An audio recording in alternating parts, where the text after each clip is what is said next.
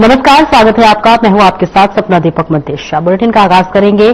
केंद्रीय गृह एवं सहकारिता मंत्री अमित शाह ने राष्ट्रपति भवन में राष्ट्रपति द्रौपदी मुर्मू से मुलाकात की। इस मौके पर दोनों के बीच में कई जरूरी मुद्दों पर चर्चा हुई।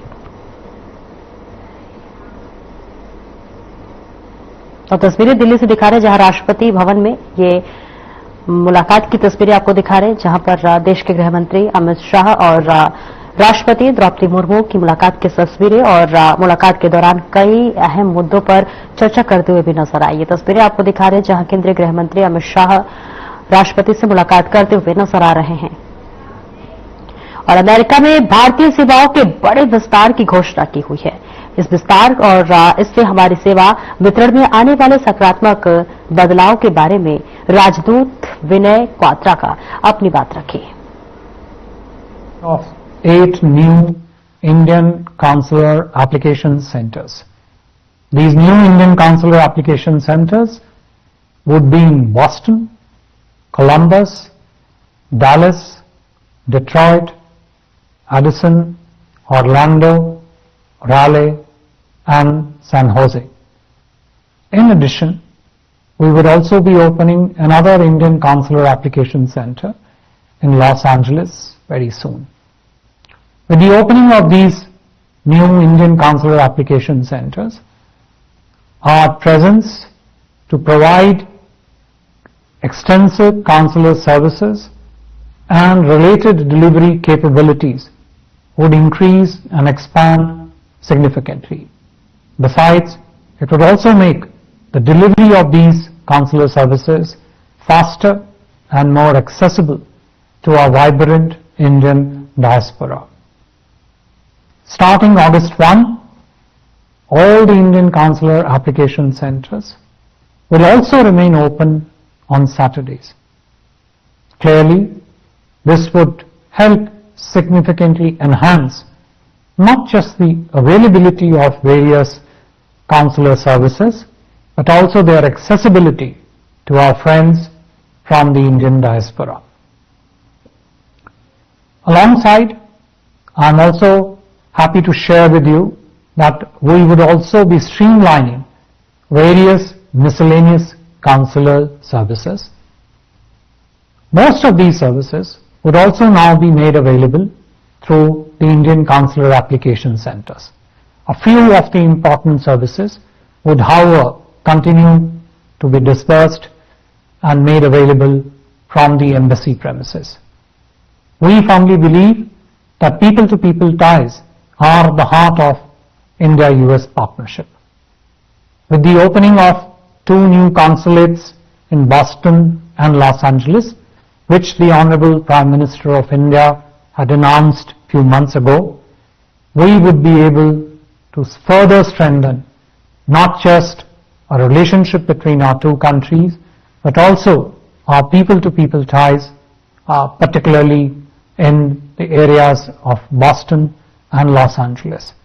I would request our friends, our members from the Indian diaspora to keep visiting the website of the Indian Embassy, wherein detailed information about the opening of these Indian consular application centers and the availability of various miscellaneous consular services would be made available more regularly.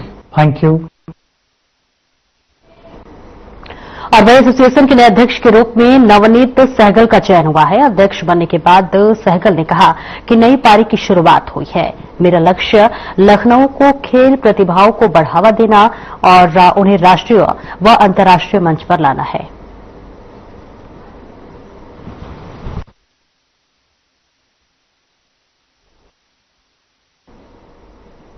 और वही मुख्यमंत्री योगी आदित्यनाथ का Uttar Pradesh police को हर प्रकार से समृद्ध करने का अभियान जारी है। उत्तर प्रदेश की सुदृढ़ कानून व्यवस्था मुख्यमंत्री योगी आदित्यनाथ के शीर्ष वरीयता में है और इसी को अधिक मजबूत करने के क्रम में 60,244 सिपाहियों की भर्ती के बाद यूपी पुलिस दूरसंचार विभाग के लिए चयनित 1,494 युवाओं को मुख्यमंत्री योगी आदित्यनाथ ने इंदिरा गांधी प्रतिष्ठान में नियुक्ति पत्र वितरित किए।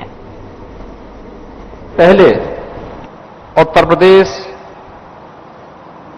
भर्ती एवं प्रोन्नत बोर्ड के अध्यक्ष और उनकी पूरी टीम को चयन की एक पारदर्शी प्रक्रिया को अपनाते हुए निष्पक्ष भर्ती की इस प्रक्रिया को सुसंपन्न करने के लिए हृदय से धन्यवाद देता हूं। मैं धन्यवाद देता हूं यहां पर डीजी टेलीकॉम और उनकी पूरी टीम को, जिन्होंने भर्ती प्रक्रिया की निष्पक्षता और पारदर्शिता को इस नियुक्ति पत्र के माध्यम से यहां पर प्रस्तुत करने का एक प्रयास आगे बढ़ाया है, और उत्तर प्रदेश पुलिस बल के महानिदेशक श्री राजीव कृष्ण जी और उनकी पूरी टीम को, जिन्होंने इसको ऑर्गेनाइज करने और इस कार्यक्रम को अन्य सभी भर्ती प्रक्रियाओं से जुड़े हुए आयोग और बोर्ड के लिए भी एक प्रेरणा का केंद्र बनाया है। मैं बधाई देता हूं आप सभी नवनियुक्त टेलीकॉम पुलिस के कार्मिकों को, जिन्हें आज यहां पे नियुक्ति पत्र वितरण का कार्यक्रम अभी संपन्न हुआ है। आपको और आपके अभिभावकों को, परिवार के सभी सदस्यों को मेरी हृदय से बधाई है, मेरी मंगलमय शुभकामनाएं हैं।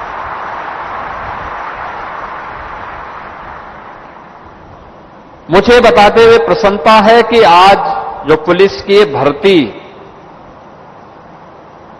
अब तक हम लोगों ने 2017 से प्रारंभ की थी, अब तक इस भर्ती को लेकर के हम देखें तो कुल मिलाकर के 2,17,500 से अधिक पुलिस कार्मिकों की निष्पक्ष और पारदर्शी तरीके से भर्ती की प्रक्रिया को उत्तर प्रदेश पुलिस बल ने संपन्न किया है।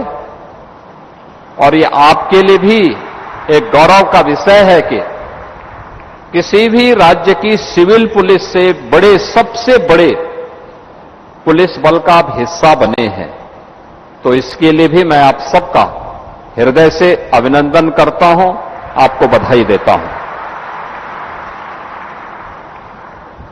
याद करिए 2017 के पहले की स्थिति क्या थी।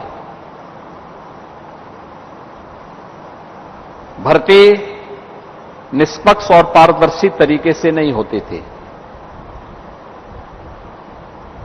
भेदभाव होता था,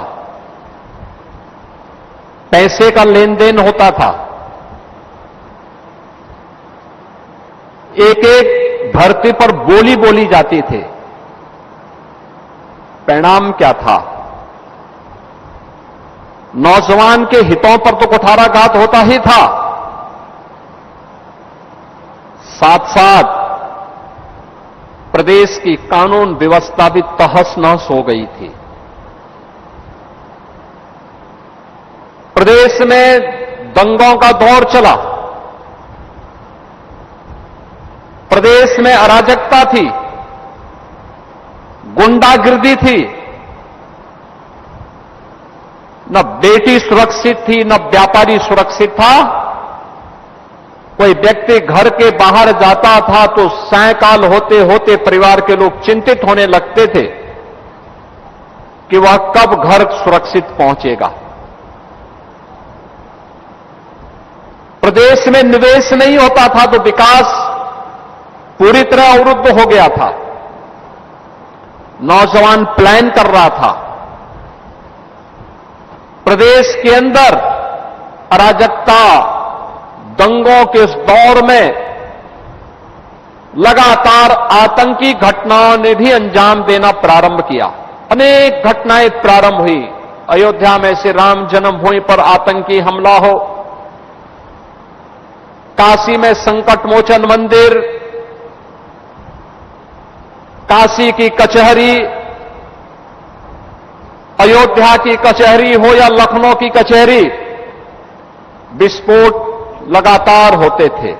सीआरपीएफ कैंप रामपुर पर आतंकी हमला, ये उसी दौर की बात है जब निष्पक्ष भर्ती की प्रक्रिया को पिछली सरकारों ने अपनी राजनीतिक स्वार्थों के लिए बाधित किया था।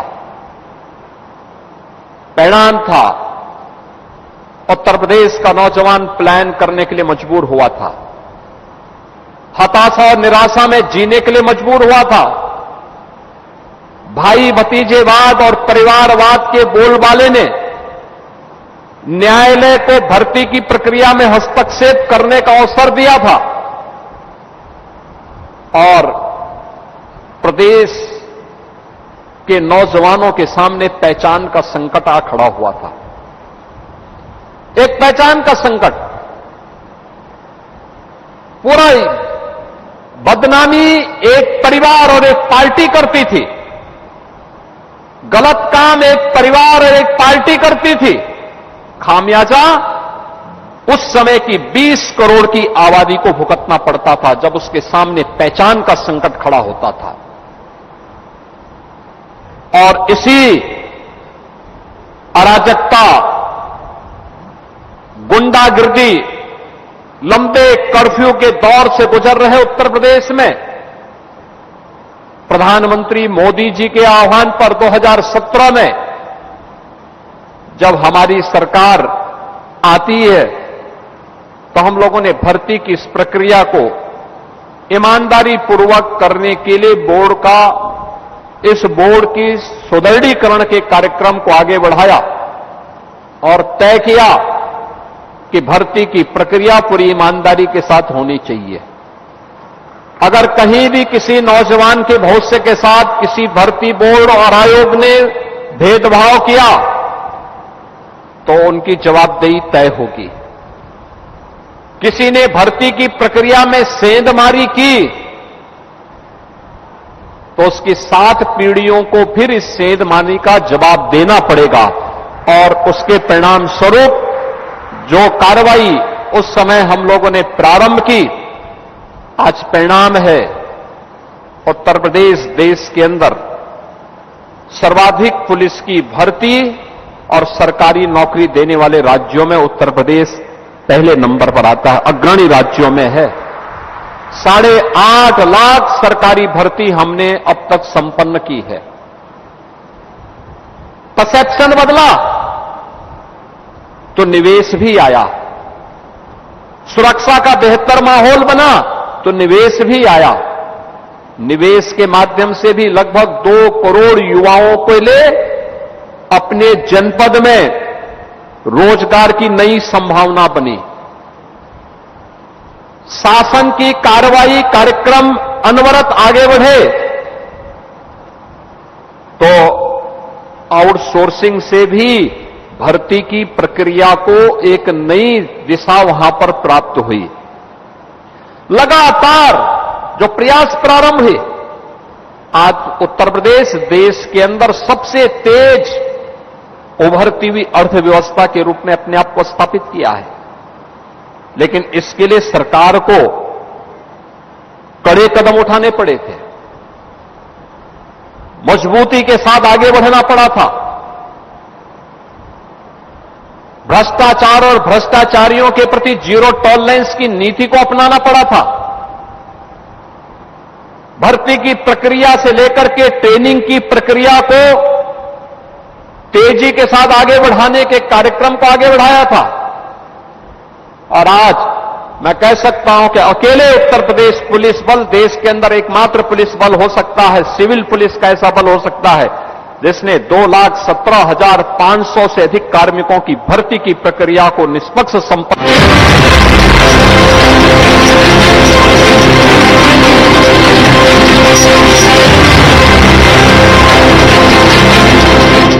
क्या आप जिम जाते हैं, कसरत करते हैं, फिर भी आपकी सेहत नहीं बनती?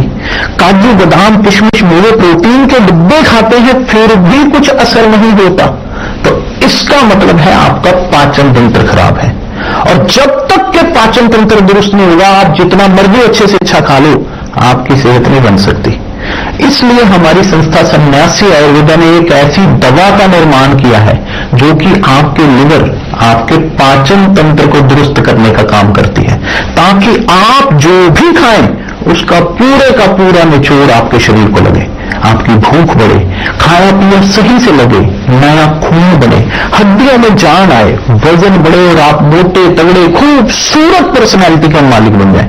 सिर्फ 699 रुपए की पूरे 1 महीने की दवा होती है और आप इसे घर बैठे 011-45454545 पर फोन करके दवा मंगवा सकते हैं।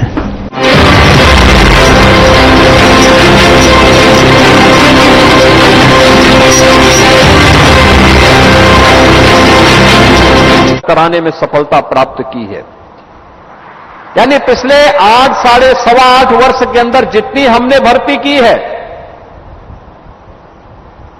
बहुत सारे राज्यों में तो उसका 1/4 भी पूरा पुलिस बल नहीं है, जितना हमने मात्र 8 वर्ष में ही संपन्न कर दिया है। और अभी तो उत्तर प्रदेश पुलिस बल में 30,000 और पुलिस भर्ती की प्रक्रिया के कार्यक्रम को आगे बढ़ाने के लिए युद्ध स्तर पर कार्रवाई आगे बढ़ी प्रारंभ हुई है। यानी बिना रुके, बिना डिगे, बिना थके, बिना झुके निष्पक्ष और पारदर्शी भर्ती की प्रक्रिया होगी। हमने ट्रेनिंग की क्षमता को बढ़ाया है। मुझे याद है जब हम लोगों ने पहली भर्ती की थी 2017-18 में, भर्ती की प्रक्रिया के लिए उस समय हमारे पास ट्रेनिंग की क्षमता नहीं थी। ट्रेनिंग के लिए हम लोगों ने उस समय आर्मी, पैरामिलिट्री, अन्य राज्यों के ट्रेनिंग केंद्र लिए थे। आज मैं कह सकता हूं कि हम लोगों ने अभी हाल ही में 7,244 उत्तर प्रदेश पुलिस आरक्षी भर्ती की प्रक्रिया को संपन्न किया है। और ये 60,244 जिस राज्य में 3,000 की 17 में मात्र 3,000 की ट्रेनिंग होती थी, आज उस राज्य में 60,244 पुलिस कार्मिकों की ट्रेनिंग एक साथ उत्तर प्रदेश के पुलिस बल के अंदर ही ट्रेनिंग की क्षमता को वृद्धि करके नए ट्रेनिंग इंस्टीट्यूट बना करके हम लोगों ने वहां पर ही उत्तर प्रदेश के अंदर ही ये ट्रेनिंग हो रही है। और उत्तर प्रदेश पुलिस स्वयं ट्रेनिंग करवा रहा है, किसी के सेंटर को हायर करके नहीं। एक कैपेसिटी बिल्डिंग की गई, ट्रेनिंग की क्षमता को बढ़ाया गया, तो पुलिस की अवस्थापना सुविधाओं को ही बढ़ाया गया। आज आप जाते होंगे, किसी जिले में आप जाएंगे और ज्यादातर जिले, वो ठीक है कोई मेट्रोपॉलिटन सिटी लखनऊ, कानपुर, गाजियाबाद, नोएडा, आगरा, वाराणसी, गोरखपुर जैसे सिटी को छोड़ दें तो शेष अन्य शहरों की स्थिति क्या है? जो सबसे ऊंची जो भी भवन होगा, सबसे ऊंचा भवन होगा, वह उत्तर प्रदेश पुलिस का बैरक होगा, उत्तर प्रदेश पुलिस कार्मिकों की सुविधा का बैरक होगा, जहां पर उनके लिए आवासीय सुविधा उपलब्ध करवाई गई है। हम लोग जब आए थे 10 जनपद ऐसे थे जिनका गठन हुए 20, 25, 30 साल हो गए थे, लेकिन वहां पुलिस लाइन नहीं थी। हम लोगों ने पुलिस लाइन गठित की, पुलिस लाइन दी, पुलिस मुख्यालय बनाने की प्रक्रिया को आगे बढ़ाया, पुलिस में व्यापक रिफॉर्म किए, 7 नए पुलिस कमिश्नरेट बनाए। पुलिस कमिश्नरेट गठन होने की प्रक्रिया की मांग उत्तर प्रदेश में, पुलिस कमिश्नरी सिस्टम की मांग 1971-72 से चल रही थी, कोई हिम्मत नहीं कर पा रहा था। और जैसे ही सरकार आई, हम लोगों ने कहा निर्णय लेंगे, पहले चरण में 3, अगले चरण में 4 को हम लोगों ने एक साथ बना करके 7 जनपद वर्तमान में पुलिस कमिश्नरी सिस्टम के साथ जुड़ करके पुलिस के रिफॉर्म की सुविधा का लाभ उत्तर प्रदेश वासियों को उपलब्ध करवा रहे हैं।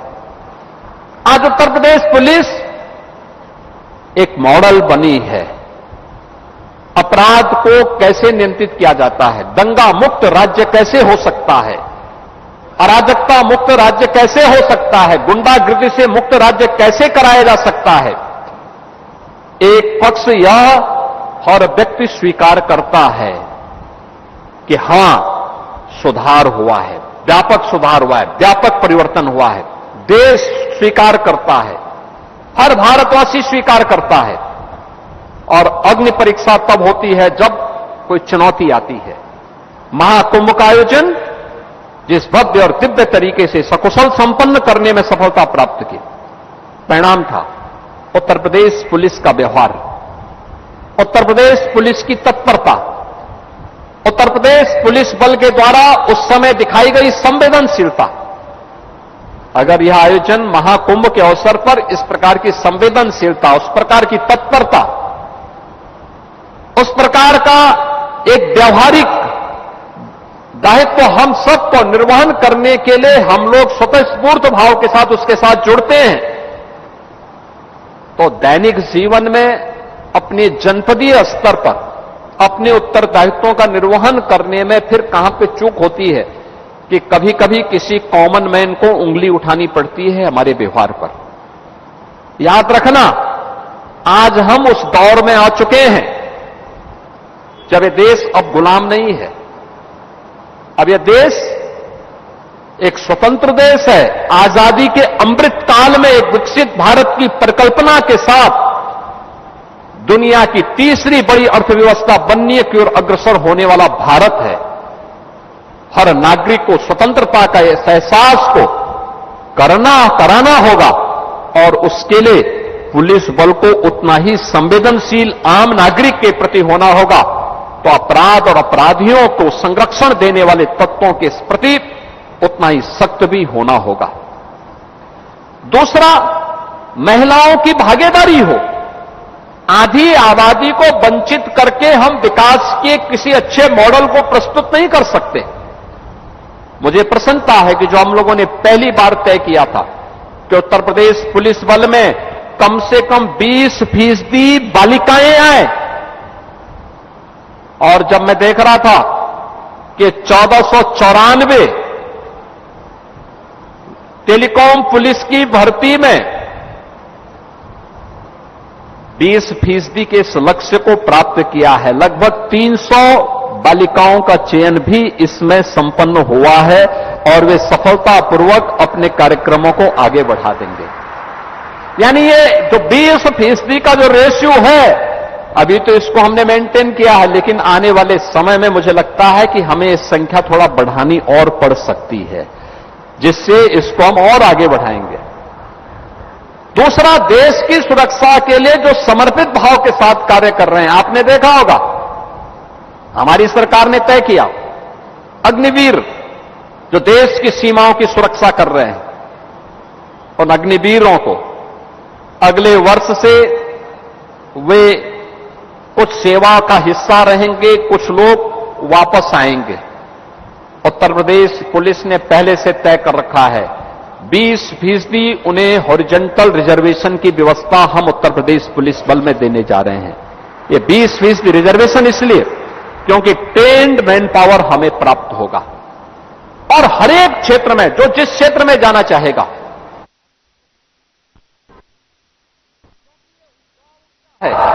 जिस युवा ऊर्जा के बल पर ही।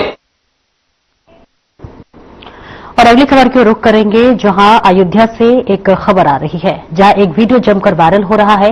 और ये वायरल जो वीडियो है वो अयोध्या के आईजी रेंज प्रवीण कुमार की है, जो सुर्खियां बटोर रहा है। आपने बहुत से सेवानिवृत्त होने वाले वीडियो देखे होंगे, लेकिन ये वीडियो कुछ खास है। अयोध्या में सेवानिवृत्त पुलिसकर्मियों को आईजी रेंज अयोध्या प्रवीण कुमार ने खुद गाड़ियों को धक्का लगाकर विदा किया, जिसकी खूब सराहना हो रही है।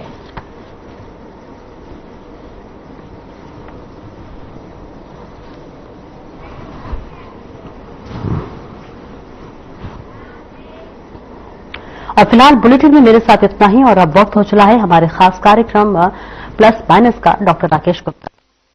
नमस्कार दोस्तों, आज बात करेंगे उस मुद्दे की जो